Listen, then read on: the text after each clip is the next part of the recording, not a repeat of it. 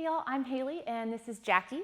Today we're going to be going over some common corrections that you'll see in a typical fire flow class here at Studio Fire. It's a vinyasa based class, and oftentimes we come into class and we don't even really know what a vinyasa is, so that's where we're going to start.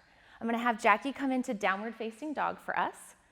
This is a pose you're going to be in frequently throughout the class. It's a lot on the upper body, so it's nice to have some ways to kind of keep us not so exhausted from doing these. So a lot of times people think that your heels have to be touching the floor, and that's really difficult, especially if you have really tight backs of the legs or hamstrings. So Jackie's heels are down pretty low, but I'm going to show you what it'll look like with the heels slightly lifted, and you can bend the knees from there as well. She's doing a really great job of staying long throughout her entire torso. Sometimes if we're tighter in the shoulders, people will kind of round the shoulders up towards the ears and start to bend the elbows. So you're going to have your arms straight as best you can. The shoulders are going to wrap towards the armpits rather than winging off of the back. Yeah, you're going to think about reaching through your arms and sending your hips back to where the ceiling and the wall will meet at the back of class. So she's in her downward facing dog. She's taking some deep breaths.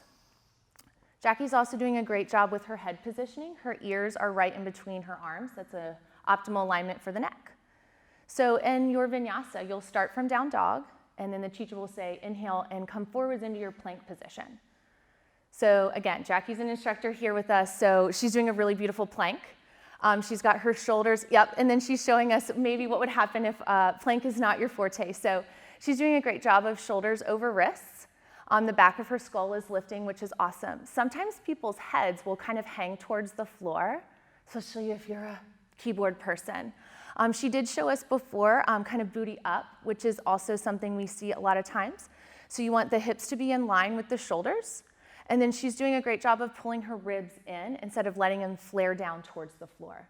If Jackie was having a hard time holding plank, and I'm making her hold it for a really long time today, she could lower down to her knees and take a knee down plank position. So the teacher will say downward facing dog, inhale, pull forwards into plank, and then they'll say exhale, lower down to the floor. She's going to come all the way down, chest down. You have two options to lift your chest from this position. Jackie's going to show us first a cobra. So she's curling the chest away from the floor. And then let's have her exhale and come down. She's doing a really great job of pulling the elbows in by the sides. Jackie, can you show us one with the elbows flaring out? A lot of times we'll see this in class. It's easier to get yourself up higher, but it's not so great for the alignment of the shoulders. So we'll have her lower back down again. And so it's just important here that you keep your elbows close to your ribs. Jackie's also now going to show us another option, which is upward facing dog. It's more intense of a back bend. So here, nothing from the hips all the way to the tops of the feet are touching the floor. Sometimes people will hold this and their thighs or their hips will be down. In this position, upper body or lower body is lifting off of the floor. And then they'll say exhale, downward facing dog, and she'll tuck the toes in and send her hips high. Okay, so that's our vinyasa, and you'll do those a lot throughout class. Another thing I would like to show you from this pose is lowering down with wider elbows. So inhale, pull forwards to plank, and then lower down. So sometimes people's elbows will flare out to the side, and we really want to keep the elbows close the whole time. It's more of a tricep push-up rather than a typical military push-up. Okay, how are you feeling? Good? Great. All right, so those are our vinyasas. We hit our plank there and our cobra and our upward facing dog. Next, we're going to do some of our standing postures. These are just common ones that you'll see in almost every class. So Jackie's going to start us off in Warrior 2 with her right foot at the front of the mat. All right, so again, we've got instructor Jackie here rocking it, of course. Oftentimes in standing postures, so this is the same for the majority of the ones I'm going to show you, but it's still something we see in every position, is we put the butt back. We're tight on the inner thighs, so this is an easier position. It's just not great for longevity of the spine. So I'm going to tell Jackie to let her butt drop towards the floor, pull her ribs in, and find a long, tall spine, okay? Another thing that we see in this pose is people's knees will drop in and the toes will turn towards the inside. And so what you want to do is just make sure your toes on your front foot are facing the short edge front of your mat, and your knee is over your ankle as best you can. Instead of going towards big toe side, you're going to encourage it going towards the pinky toe side of the foot. So there's a lot happening on the front of the pose, and so a lot of times this back little foot here gets neglected.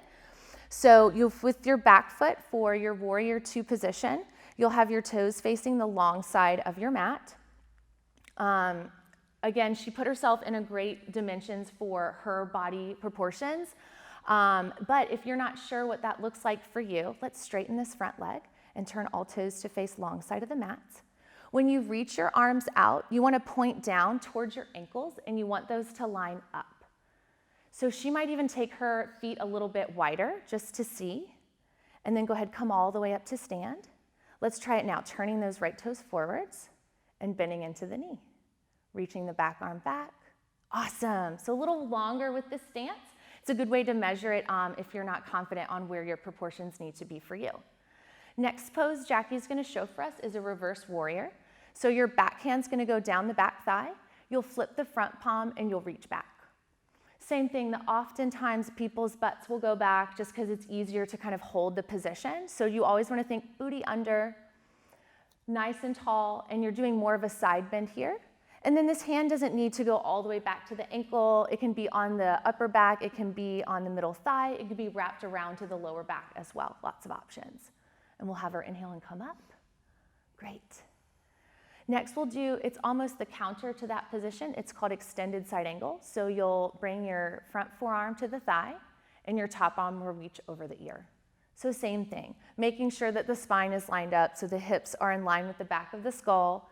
You want to make sure that the knee is still having the same position that it did for warrior two, and same for the back foot. We're encouraging an opening of the inner thigh here, and we're really reaching long through the side. In this pose and the one we're going to do next, people aren't always sure where to look. You can always look down if it hurts to look up, or you can just look out to the side, kind of perpendicular to your mat. Looking up is the most intense on the neck. We'll have Jackie inhale and come up to stand. Next, we're going to set up triangle pose, and we'll turn the right toes forwards again for this.